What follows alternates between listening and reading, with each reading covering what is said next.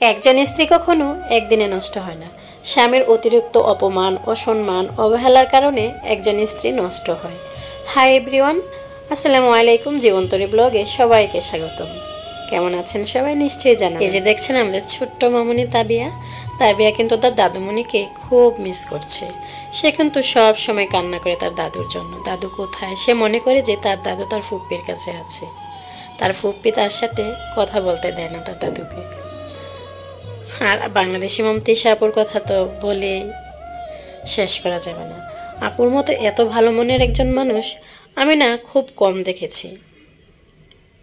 আপু যে এত শান্ত, এত নম্র ভদ্র। আপনারা অনেকেই না আপুকে নিয়ে যেসব কথাবার্তা বলেন না, আসলে আপুর সাথে না মিশলে বোঝা যায় না যে একটা মানুষের সাথে না মিশলে কখনো ইউটিউবে তো কয়েক সেকেন্ড যে তার পেছনে সব সময় লেগেই থাকেন। সে কি করলো, কে না করলো, সে ভালো করলেও দোষ, সে খারাপ করলেও দোষ। আসলে এক ইউটিউবিং করে দেখে কি তার ব্যক্তিগত কোনো স্বাধীনতা নেই? আমি মনে করি তার ব্যক্তিগত স্বাধীনতা আছে, কারণ সেও একজন মানুষ।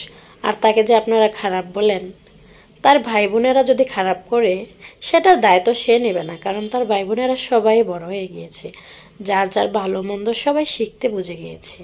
আর তার কথা কেনই বা তার ভাই বোনেরা শুনবে, তার ফ্যামিলি শুনবে বলুন? সে কিন্তু এখানে তার শ্বশুরবাড়িতে খুব ভদ্রভাবে নম্রভাবে থাকে। তো সে যে কতটা শান্তশিষ্ট, সে যে কতটা ভালো মনের মানুষ, তাকে না দেখলে আমি কখনো বিশ্বাস করতাম না।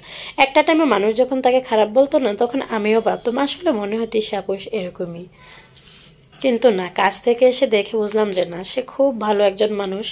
এই যে আমি কিন্তু অনেক বিপদে পড়ে তার বাসায় এসেছি বা তার কাছে এসেছি। আর আমার এই যে চ্যানেলটা কিন্তু তিশা আপুই খুলে দিয়েছে।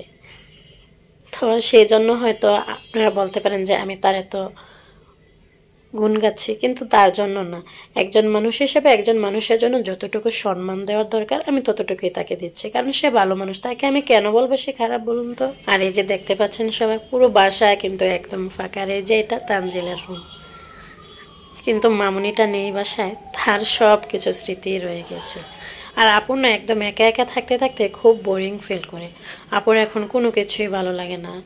আপু সব সময় মন খারাপ করে বসে থাকে। আর এই যে দেখুন আমাদের ফুটফুটে তাবিয়া মামুনি, সে কিন্তু আগে কত ছটফট ছিল, হাসি খুশি ছিল। তার ফেসটাও না কেমন যেন মলিন হয়ে গিয়েছে।